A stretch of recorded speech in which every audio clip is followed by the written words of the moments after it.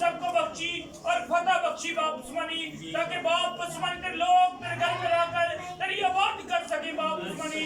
तेरी शुक्रगुजारी करते हैं आए बाप उस्मानी, आज के तेरे बंदा के लिए, तेरे मंसूब के लिए, तेरे खादम के लिए, तेरे सूरमा के लिए मैं अपनी शुक्रगुजारी करता हूँ। जब बाप उस्मानी आज तूने बाप उस्मानी हमारे दरमियान में भेजा, आए बाप उस्मानी आपका नहायत दिल से शुक्रगुजार हूँ। बाप सुनी अपने खादम के साथ हम सब की जिंदगी के लिए बाइस से बरकत और फलदार ठहरे। आए बाप सुनी, क्योंकि तेरा कलाम हमारे कदमों के लिए चिराग और राह के लिए रोशनी है। आए बाप सुनी, आज का कलाम हमारी जिंदगियों से आए बाप सुनी हमारी जिंदगियों में फलदार ठहरे और बाप सुनी हम सब की जिंदगी के लिए बहुत सा फल बरकत आबाद ठहरे। खुदा बड़ी बरकत ना जितने सर तेरी हुजूरी में झुके हैं, आए बाप सुनी सबको बड़ी बरकत दे और आज के कलाम के वसीले से बहुत सी जिंदगियां सर और सीधा हों और खुदा बहुत सी जिंदगी में रूहानी बेदारी है। बड़ी बरकत ना यीशु मसीह के जलाली और कादर और अजीम और फतह वाले नाम से ये दुआ मांगते और सब कुछ ईमान से पाते हैं। आमीन। जो खुदा के खादम स्टेज पर बैठे हुए हैं, कोई ऐसा है जो उनको नहीं जानता? कितने लोग जानते हैं? अच्छे से जानते हैं। खुदावंद के शोर में है, खुदावंद को मुल्क पाकिस्तान के अलावा दुनिया के बड़े बड़े ममालिक में खुदावंद इस्तेमाल करता है। अभी रिसेंटली जिन ममालिक से लोग यहाँ पे आके प्रीच करते हैं, उन खादमों को उन्हीं जगहों पे जाकर खुदावंद ने इस्तेमाल किया है। ये खुदावंद का बड़ा खास ग्रेस है।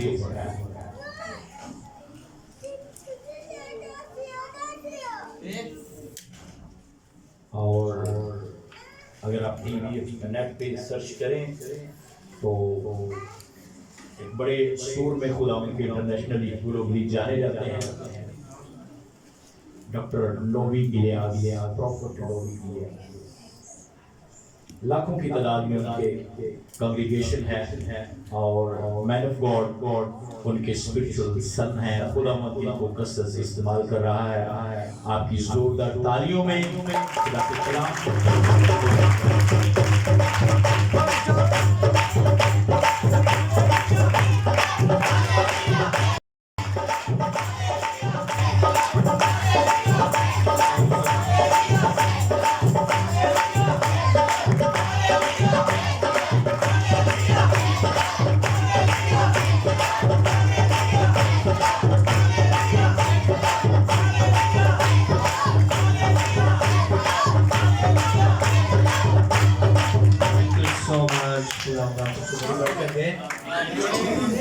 काफ़ी टाइम के बाद आज आपके दरमियान आके बड़ा अच्छा लग रहा है और मैं ईमान रखता हूँ कि गुज़श्ता 6 दिनों में आपने काफ़ी ज़्यादा बरकतों को समेटा है।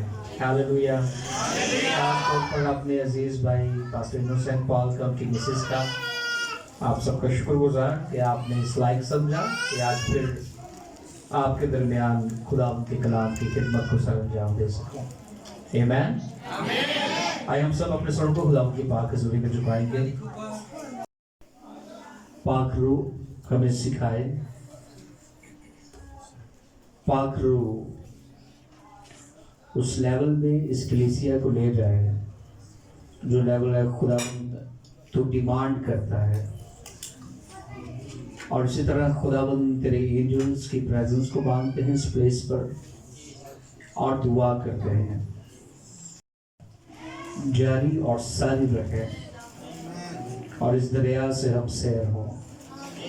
We give you praise in Jesus name। आइए मेरे साथ बाइबल मुकद्दस को खोलेंगे। दूसरा कुरिन्थियों उसका 6वां बाब उसकी 17वीं आयत।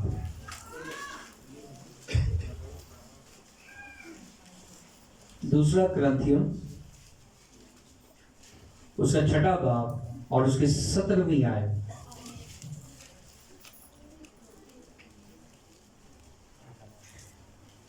यहां लिखा है,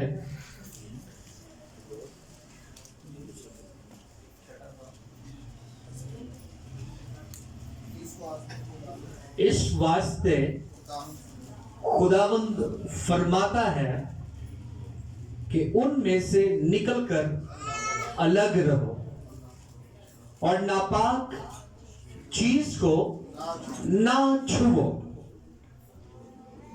तो मैं तुमको कबूल कर लूंगा। खुदावंद का जिंदगी बख्श कलाम पढ़ा, सुना और कबूल किया जाना हम सब के लिए बरकत का बायस ठहरे।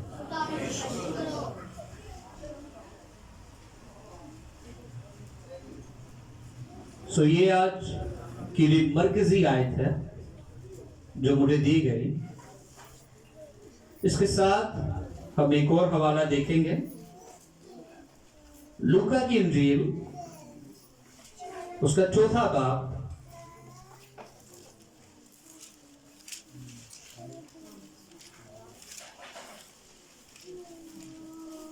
और उसकी 18वीं आयत।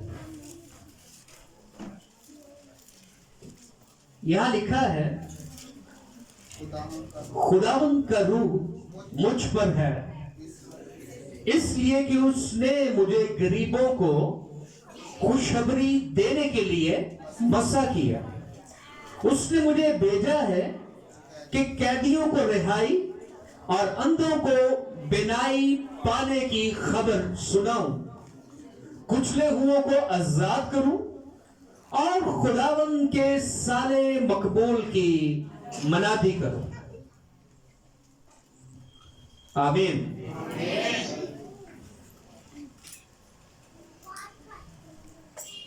2026 साल जो खुदावंद ने हमें दिया है, ये खुदावंद यीशु मसीह का साल है। और जो वर्ष मुझे दी गई, इस वर्ष के मुताबिक ये साल खुदावंद यीशु मसीह की दुल्हन की तैयारी का साल है। और खुदावंद अपनी दुल्हन को तैयार कर रहा है और वो कह रहा है कि उनमें से निकलकर अलग रहो और नापाक चीजों को ना छुओ, तो मैं तुमको कबूल कर लूंगा। अब अगर देखा जाए तो जिस तरह एक नौजवान कवारा शख्स, उसकी ख्वाहिश होती है कि उसकी होने वाली बीवी के अंदर क्वालिटीज हो और दिखने में भी वो खूबसूरत नजर आए। हाँ जी नौजवानों, ख्वाहिश होती है ना कि मेरी बुढ़ी सोहनी होवे, क्वालिटीज भी तुसी लभदे हो। लेकिन जो यीशु मसीह की वारी आती है तो असी कहने आ कि असी जिन्ने मर्जी वो सानू कबूल कर लैंदा है। जी असी कहने ना कि असी जेड़े मर्जी हाल च होइए, और यीशु का प्यार ही बहुत ज्यादा वे कि वो सानू कबूल कर लैंदा है। लेकिन जिस तरह एक आम इंसान की डिमांड है, इस तरह खुदावंद यीशु मसीह की भी अपनी दुल्हन के लिए डिमांड है। और वो डिमांड यह करता है कि इफिसियों के लेटर में लिखा है कि जलाल वाली कलीसिया बनाकर जिसके बदन में ना दाग हो, ना धब्बा हो, ना झुर्री हो,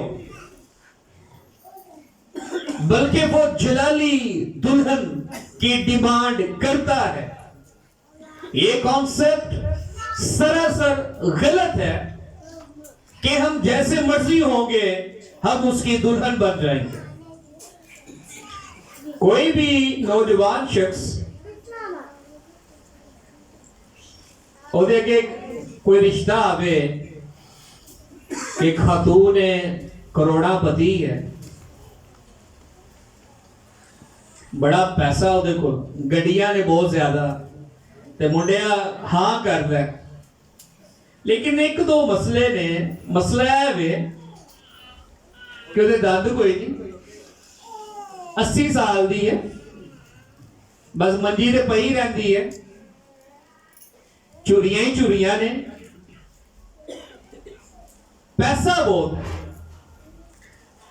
पागल ਤੇ ਜਿਹੜਾ ਹੋਏਗਾ, ਜਿਹੜਾ ਅਕਲੋਂ ਪੈਦਲ ਹੋਏਗਾ ਉਹ ਤੇ ਕਰ ਲੇਗਾ, ਲੇਕਿਨ ਜਿਹੜਾ ਸਮਝਦਾਰ ਹੋਏਗਾ ਨਾ, ਉਹ ਕਹੇਗਾ ਕੋਈ ਖੁਦਾ ਦਾ ਖੌਫ ਕਰੋ, ਮੇਰੇ ਤੇ ਰਹਿਮ ਕਰੋ,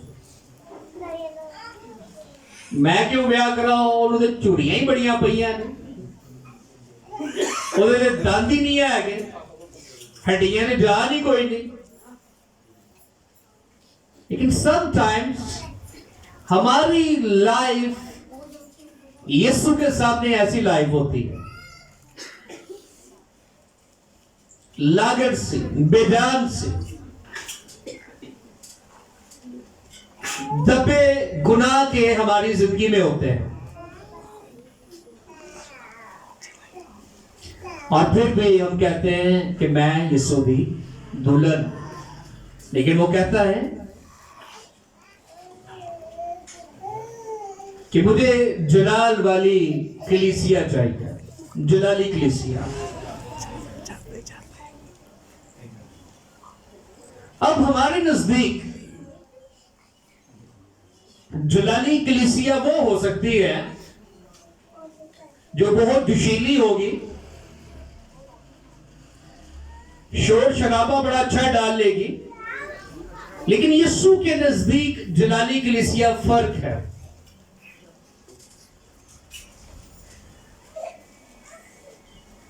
यीशु के नजदीक जो जलाली कलीसिया है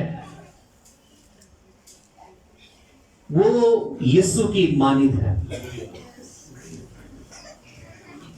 जब यीशु उसकी तरफ देखता है तो यीशु को अपना अक्स दिखाई देता है। So sometimes हमारी लाइफ में बहुत ज्यादा मिसकॉन्सेप्शंस पाई जाती हैं, जिसकी वजह से हम खुदा की हजूरी के उस मेयार को टच नहीं कर पाते जिस मेयार में खुदावंद हमें लेकर जाना चाहता है।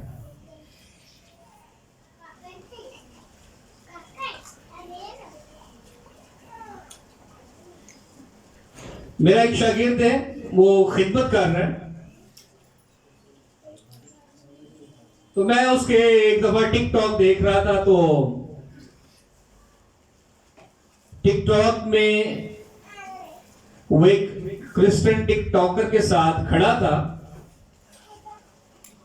और उसको बड़े वो मक्खन लगा रहा था।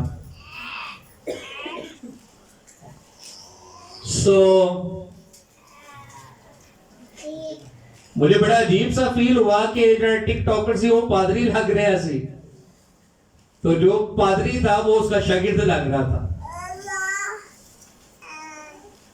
तो मेरी गुज़श्ता दिनों में उससे बात थी, कहते खुदा मैंने बड़ा यूज कर रहा है। मैं क्या लग रहा है किनिया को यार तू गड्डियां नहीं लिया ने, कहता कोई गड्डी नहीं लाई। मैं क्या तेरे टिकटॉक ने तू वन सवनिया गड्डियां ने बाहर निकल रहा होना है, स्लो मोशन जा रहा होना है।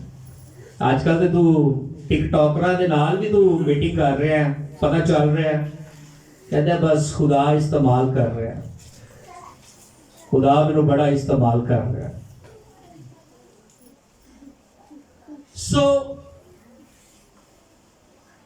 मैंने कहा ए पता कर हाल है कि तेनू इस्तेमाल कौन कर रहा है, ए तू पता कराल है तेनू इस्तेमाल कौन कर रहा है। सो समटाइम्स हमारी जिंदगी में धब्बे होते हैं, डॉट्स, और उन डॉट्स के बावजूद भी शिफा भी हो रही होती है, मनादी भी हो रही होती है, मीटिंग्स भी हो रही होती हैं, कन्वेंशंस भी हो रही होती हैं, और उन डॉट्स के बावजूद भी जब आप इस्तेमाल होते हैं तो एकदम से माइंड में आवाज आती है कि देख खुदा तुझे कितना प्यार करता है। खुदा तेरे धब्बों को नहीं देख रहा, खुदा तेरे दागों को नहीं देख रहा, तेरे वसीला से लंगड़े भी चल रहे हैं, गूंगे भी बोल रहे हैं, तू यूज भी हो रहा है, लोग तुझे कन्वेंशंस में भी बुला रहे हैं, तो देख खुदा तो तुझे इस्तेमाल कर रहा है। खुदा नहीं भी इस्तेमाल करता। ये मेरा अपना बड़ा तजर्बा।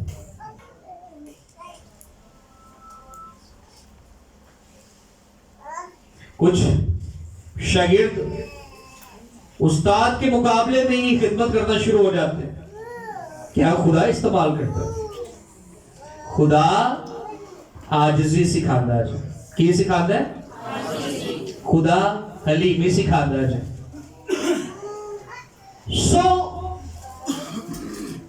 ये कौन हमारे जहन में बात डालता है कि खुदा तेरे छोटे दबिया नू वेख के तेन यूज कर रहा है, खुदा वाले तो कोई गर्ज नहीं। ये शैतान होता है। कौन होता है? शैतान होता है, जो आपके कान में आवाज देता है तू इस्तेमाल हो रहा है। तो क्या होता है, वो जो बंदा खिदमत कर रहा है उसका हौसला बढ़ जाता है, और सीना और चौड़ा हो जाता है। कोई गल नहीं, खुदा का काम हो रहा है। लेकिन जो पाक रूह है, पाक रूह जब भी आपको इस्तेमाल करेगा, सबसे पहले आपको उस पॉइंट पे लाएगा जहां आप अपनी लाइफ को प्योरीफाई करेंगे, पाक करेंगे। खुदा आपको अलग कर देगा।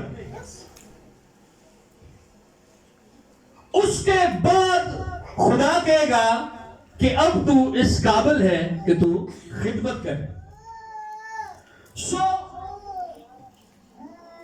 बाइबल मुकद्दस में यीशु मसीह ने कहा कि खुदावंद का रूह मुझ पर है, उसने मुझे मसा किया है। क्या किया जी? मसा किया है। मसा सिंपली जुबान में इसकी वजाहत है कि किसी खास मकसद के लिए खुदा आपको चुन लेता है। अब हमारे नजदीक मसा क्या है? हमारे नजदीक मसा यह है कि पादरी साहब को कोई शख्स आया, पादरी साहब बोतल फड़ेंगे और उत्ते तेल लुदनगे, ते भाई साहब कहेंगे हो तो मसा हो गया। लेकिन क्या आपने कभी बाइबल में देखा कि यीशु मसीह के ऊपर तेल डाला गया था? हाँ जी, पाया गया सी कि नहीं सी? तो यीशु मसीह क्यों कह रहे हैं कि उसने मुझे मसा किया है? क्या आपने कभी मूसा की लाइफ में देखा कि किसी ने उसके ऊपर तेल उंडेला? नहीं उंडेला। क्यों नहीं था उंडेला गया तेल? एलिया के ऊपर नहीं उंडेला गया, यीशु के ऊपर नहीं उंडेला गया, मूसा के ऊपर नहीं उंडेला गया। इसलिए नहीं उंडेला गया क्योंकि उस टाइम पीरियड में उनसे ऊपर कोई और प्रॉफिट आ ही नहीं था।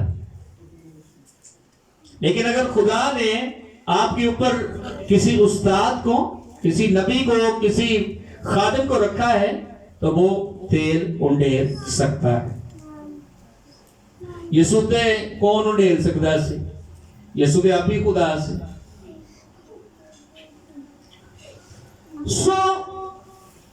लेकिन मसला यह है कि तेल हूं कलीसिया दे विच बड़ा ट्रेंड बन गया।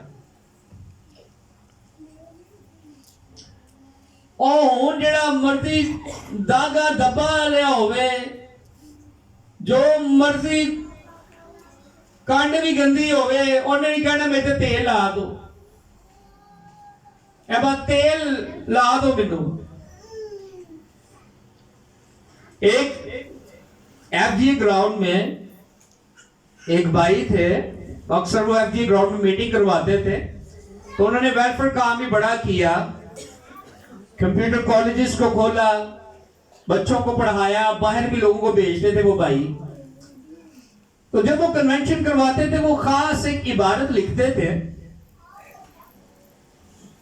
यरूशलेम से तेल लाया गया है और इस इबादत में बीमारों को और नौजवानों को इस तेल के साथ मसा किया जाएगा।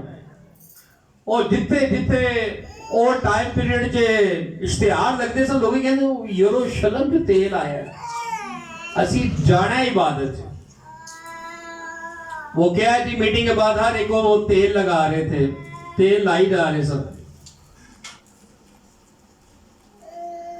और बाद जो पता चले यरूशलेम जो तनी से आया वो ऐसे किसी स्टोर तो लैके ते मशहूरी अपनी करते सब।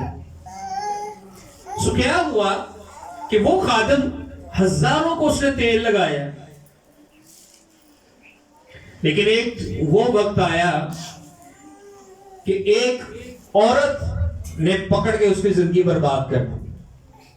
और बाद में पता चला कि वो तो जो हिदमत च भी नहीं सी, उदों दा चक्करां दे विच सी ओदे नाल। सो तेल नहीं बचा सका, मसा तो है था लेकिन खुदा की हजूरी नहीं थी। अगर मैं अपनी लाइफ आपके सामने शेयर करूं, इवन कि जब मैं खिदमत में आया, मैंने खिदमत के दौरानिए में मुझसे बहुत बहुत बड़े गुनाह हुए, लेकिन उसके साथ साथ बदरूहें भी निकल रही थी मेरी मिनिस्ट्री में, लोग शिफा भी पा रहे थे, चर्च भी ग्रोथ कर रहा था। तब तक मैं उस गुनाह में रहा जब तक किसी उस्ताद ने आके मुझे तंबीह ना की और मैंने जाना कि ये जो कुछ मैं कर रहा हूं ये मैं गलत कर रहा हूं। लिहाजा खुदावंद जब आपको अलहदा करता है तो तब तक आप उसमें कायम नहीं रह सकते जब तक आप उसमें मर नहीं जाते। मसला यह है, पाक तो हर कोई होना चाहता है, इस्तेमाल तो हर कोई होना चाहता है, दुल्हन तो हर कोई बनना चाहता है, लेकिन कोई मरना नहीं चाहता। कोई भी नहीं मरना चाहता। लेकिन जब तक आप मरते नहीं तब तक आप मसीह में जिंदा नहीं होते।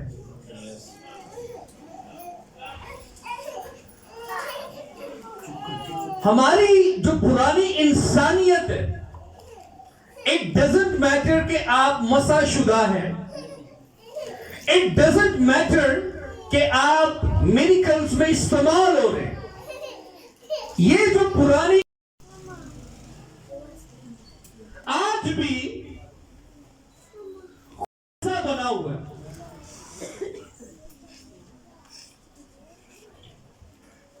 मेरे चर्च में एक नया मेंबर ऐड हुआ,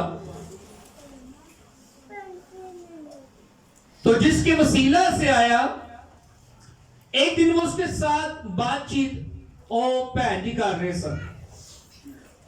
वो दोवें भैन आपस में गल कर रही है ते कहंदियां ने, नहीं भैने ये तू किन्ने को दे की देनी है चर्च? कहंदी जिन्नी बनदी है। कहंदी फिर भी अंदाजन, कहंदी जी मैं ते असी ते पूरा पूरा कटदे, असी ते 10,000 दा ही की देने आ। कहंदी 10,000 तुसी दे ही की देंदे? कहंदे आ साडा लाख बनदा है, जो भी असी कमाने ते असी ते 10,000 दा ही की देने आ। कहंदी मैं ते पादरी नूं 1,500 रुपया फड़ाया सी, ਇਹ ਸਾਡੀ ਦਇਆ ਕੀ ਹੈ। ਤੇ ਕਹਿੰਦੀ ਹੈ ਜਾ ਨਹੀਂ, ਤੇਰਾ ਤੇ ਬੰਦਾ ਮੰਡੀ ਦਾ ਠੇਕਾ ਲੈਂਦਾ, ਤੁਹਾਡੀ ਤੇ ਅਗਰ ਵੇਖਿਆ ਜਾਏ ਤੇ ਤੁਹਾਡੇ ਤੇ 5-6 ਲੱਖ ਤੁਹਾਡੀ ਦੀ ਆਮਦਨ ਹੈ, ਤੇ ਤੁਹਾਡੀ ਤੇ ਦਇਆ ਜਿਹੜੀ ਕਮ ਸੇ ਕਮ 50-60 ਹਜ਼ਾਰ ਬੰਦੀ ਹੈ। ਕਹਿੰਦੀ ਹੈ ਨਹੀਂ ਜਾ ਨਹੀਂ, ਜੇ ਅਸੀਂ 50-60 ਹਜ਼ਾਰ ਚਰਚ ਚ ਦੇਣਾ ਸ਼ੁਰੂ ਕਰਦੀ, ਪਾਦਰੀ ਨੂੰ ਤਾਂ ਪਤਾ ਚੱਲ ਜਾਣਾ ਅਸੀਂ ਕਮਾਉਂਦੇ ਕਿੰਨਾ ਵਾ। ਉਹਨੇ ਆ ਕੇ ਮੈਨੂੰ ਦੱਸਿਆ, ਮੈਂ ਕਿਹਾ ਪਾਦਰੀ ਨੇ ਡਾਕੇ ਮਰਵਾਣੇ ਨੇ ਨਾ, ਆ ਕੇ ਇਹਨਾਂ ਨੂੰ ਲੁੱਟ ਲਵੋ। ਪਾਦਰੀ ਨੇ ਤਾਂ ਹੋਸ਼ ਹੀ ਹੋਣਾ ਵੇ ਕਿ ਕਲੀਸਿਆ 'ਚ ਖੁਦਾ ਨੇ ਕਿਸੇ ਘਰਾਣੇ ਨੂੰ ਇਸ ਕਾਬਲ ਕੀਤਾ ਹੈ कि वो लखा कमाते हैं। तो क्या है, कई लोगों का खुदा पैसा बना होता है, बाकी सारे काम हो रहे होंगे ने, लेकिन जो खुदा की वारी आंदी है उदों हाथ चुक देंगे ने। सो जब आप मसीह में मर जाते हैं तो आपका पैसा नहीं रहता, वो खुदा से बिलोंग करता है।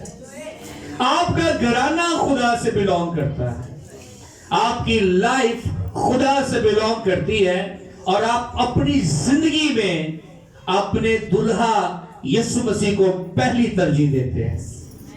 कुछ लोगों की जिंदगी में उनका टाइम उनका खुदा बना होता है, दुआ के लिए उनके पास टाइम नहीं है, लेकिन घंटा चैट वास्ते उनका टाइम होगा। सो ये टाइम हमारा खुदा बना होता है। हम चर्च में आके कहते हैं यीशु तू मेरा खुदा है, यीशु कहते हैं अगर मैं तेरे खुदा तेरे गनवा देते ना तो कहना है ए की हो रहे हैं। हम बेशक मंदिर में नहीं जा रहे, किसी बुत की वर्शिप नहीं कर रहे, आजकल के गॉड डिजिटल खुदा हमारे बने हुए हैं, डिजिटल गॉड्स हमारे बने हुए हैं। लेकिन यीशु यही चाहता है कि हम अपने आप को उसकी हजूरी में मारें। जब जिब्राइल मुकद्दसा मरियम के पास आया और उसने कहा कि खुदा की तरफ से तुझ पर फजल हो, तू औरतों में मुबारक है, तेरे यहां बेटा होगा, रूह कुद्स की कुदरत तुझ पर साया करेगी और वो खुदा का बेटा कहलाएगा। तो मुकद्दसा मरियम ने एकदम से रिस्पांस दिया, उसने कहा कि मेरे लिए तेरे कौल के मुआफिक हो, जैसा तूने बोला है वैसे ही हो, मैं खुदावंद की बंदी हूं। ये बहुत टफ फैसला था क्योंकि उसकी शादी नहीं थी हुई, लेकिन जब खुदा हार्ड सिचुएशन में आपको बुलाता है तो आपका एक फैसला आपकी डेस्टिनी बदल के रख देता है, आपकी तकदीर बदल के रख देता है। हो सकता है कि जिन चीजों में हम जुड़े हुए हैं उन चीजों को छोड़ना हमारे लिए मुश्किल है, लेकिन आपका एक फैसला आपको खाक से लाख बना सकता है। सो क्या हुआ, मुकद्दसा मरियम ने इस फैसले को, जो खुदा का डिवाइन फैसला था, इसको कबूल किया। और क्या हुआ कि जब अलिशबा और मरियम आपस में मिले हैं तो अलिशबा भी हामला थी, और अलिशबा और मरियम आपस में क्या थी, ये कजन्स थे, क्लोज रिलेशन था, ये फर्स्ट टाइम नहीं थी मिल रहे। लेकिन जैसे ही उसने मुकद्दसा मरियम को देखा है तो उसने कहा कि मेरे खुदावंद की मां,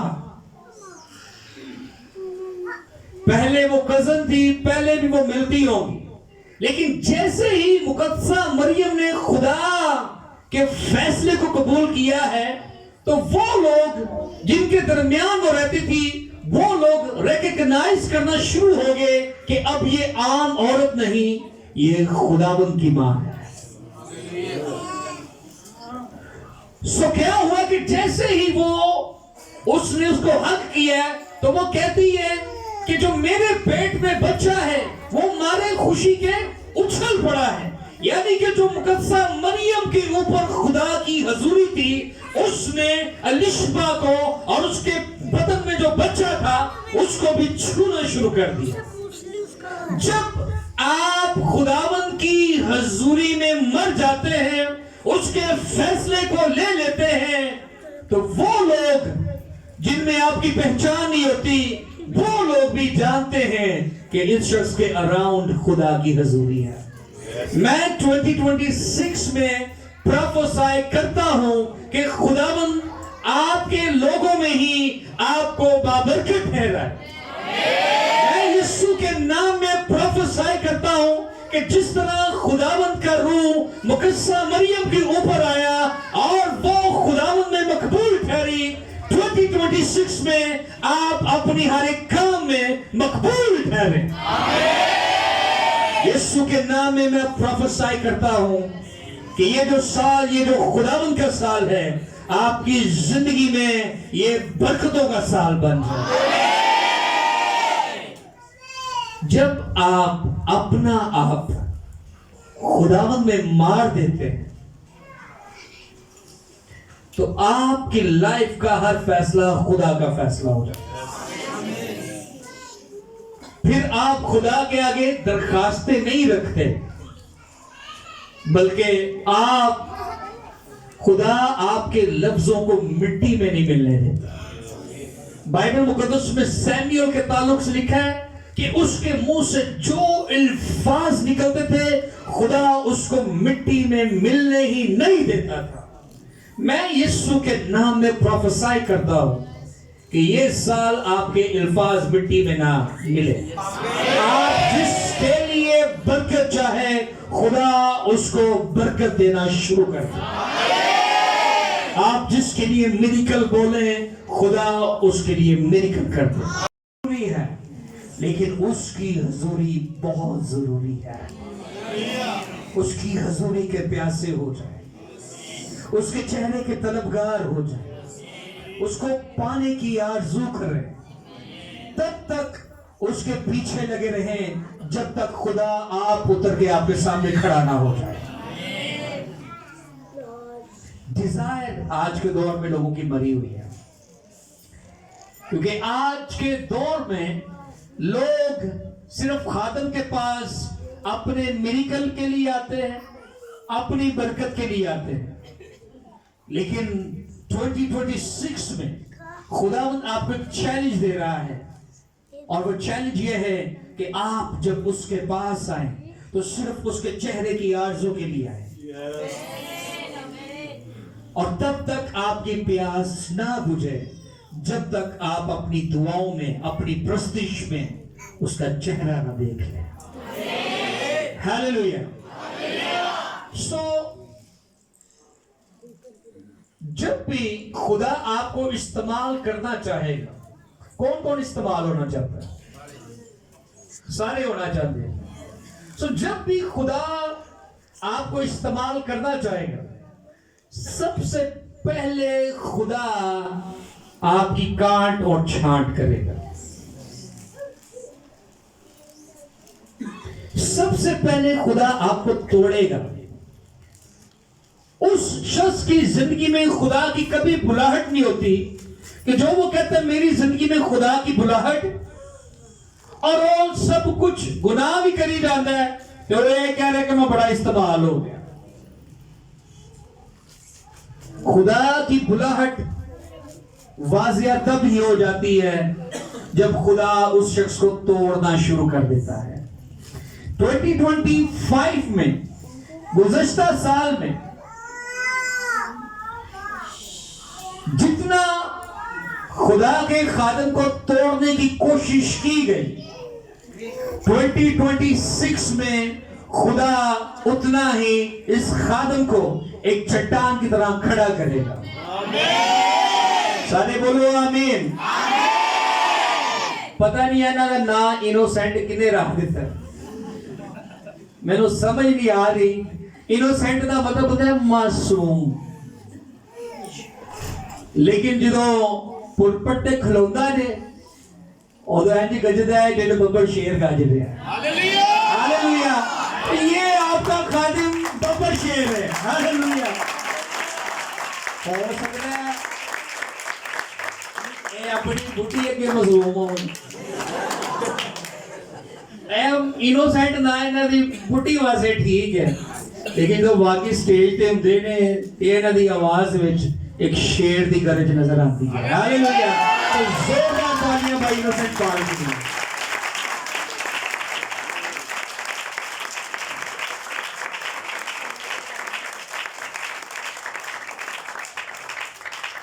दो 2026 में खुदावंद पास्टर जी को उस लेवल पर यूज करने को एक सियासी रहनुमा भी इनसे दुआ करवाने के लिए आएंगे। खुदावंद का रूह फरमाता है कि तू वहां से भी काटेगा जहां तूने बोया भी नहीं है।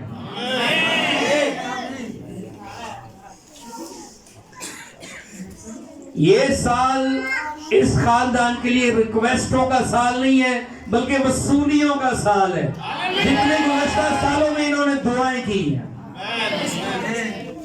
और जो ग्रेस खुदा ने इनके ऊपर रखी हुई है वही ग्रेस आप में भी नजर आएगी। मेरे जो रूहानी बाप हैं डॉक्टर लोवी अलायंस 2025 में उनके ऊपर बहुत ज्यादा एलिगेशन लग गए। इवन के कुछ उनके ही चर्च के लोगों ने प्रोपोगंडा बनाया, औरत का केस भी उनके ऊपर डाल दिया, बड़ी ज्यादा कलीसिया तितर बितर की, और वो कोर्ट में भी केस सू हो गया। लेकिन खुदा की रूह ने मुझसे कलाम किया था कि ये खुदा का वफादार खादिम है, अगर ये इसने गलत किया है तो खुदा इसकी सजा देगा। तुम्हारा काम है वफादारी से साथ चलना, और मैं वफादारी से उनके साथ चला हूं। और न्यू ईयर नए साल के आगाज से पहले ही कोर्ट के फैसले ने उनके हक में बयान दिया कि ये बंदा इनोसेंट है और ये बेऐब बंदा है। और जितने लोगों ने उनको छोड़ा था आज वो कंगाल हैं, वो रुस्वा हैं, वो मुख्तलिफ किस्म की कुछ लोग बीमारियों में पड़ गए हैं जो उनके खिलाफ बोल रहे थे। किसी के डाइवोर्स हो गई है, किसी के बच्चे छोड़ के चले गए हैं, लेकिन जो मेरे रूहानी बाप हैं खुदावंद ने उनको एक नेक्स्ट लेवल पे खुदावंद को ले गया है। खुदा का जो खादिम है वो आंख की पुतली है, वो आंख की पुतली है। खुदा ने उसको खड़ा किया है, लेकिन अगर कोई खादिम के खिलाफ बोलता है तो वो खुदा के खिलाफ बोलता है, क्योंकि खुदा ने चुना है। सो खादिम का तो कुछ नहीं जाता, खुदा अगर वो गिरता भी तो खुदा फिर उसको खड़ा कर देता है, लेकिन जिसने बोला हुआ है ओदा कुछ नहीं रहता है। सो हमेशा अपने उस्तादों की, अपने पास्टर की, और जिससे आपने सीखा है हमेशा ताबेदारी करें और रिस्पेक्ट करें, आसमानों से आपके लिए अजर आएगा। फॉर एग्जाम्पल अक्सर हम खादमों के खिलाफ बात करते हैं, पादरी अनवर फजल कर गया, अनुकर कर गया। कोई भी इंसान कामिल नहीं है, लेकिन हो सकता है पूरी जिंदगी आप मुखालफत कर रहे हैं और वो शख्स जब अपनी जिंदगी के आखिरी अय्याम में हो सकता है उसने तौबा कर ली और उसने माफी खुदा से मांग ली और जन्नत च टुर गया, तो अड्डा की बनेगा जो पूरी जिंदगी मुखालफत। सो 2026 में चाहे कोई भी खादिम है, चाहे कोई भी फादर है, किसी भी डिनोमिनेशन से, कोशिश करें किसी के भी खिलाफ एक दूसरे के साथ ऐप जोई ना करें। अगर आपको किसी भी खादम में कोई कमजोरी, कोई चीज नजर आती है तो आपका काम है रोजा में ठहरे, दुआ करें और उसके लिए शिफायत करें जो खुदा ने आपको काम दिया हुआ है। हालेलुया। खुदा इस कलाम के वसीला से आपको बड़ी बरकत दे। God bless you all. Hallelujah.